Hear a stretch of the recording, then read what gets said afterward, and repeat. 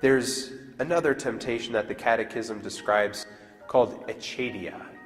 It's not a state park in Maine. Achadia, some have described it as the spirit of achadia. Spiritual writers understand by this a form of depression due to lax ascetical practice, decreasing vigilance, carelessness of heart.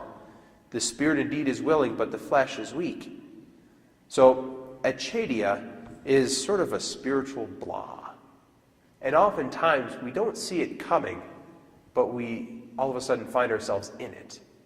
It usually, again, has to do with kind of letting our spiritual practices slide, a lukewarmness, a sloth, if you will. Then all of a sudden, we are just kind of in a funk, a blah, that it really isn't easy to get out of. It takes an act of charity, an act of the will, either specifically seeking to renew with great commitment that life of prayer, performing an act of charity for another, spiritual or corporal work of mercy. But it can be, again, something that sneaks up on us that we don't notice. So to really maintain these habits are helpful because we kind of get a baseline against which we can measure how we're doing.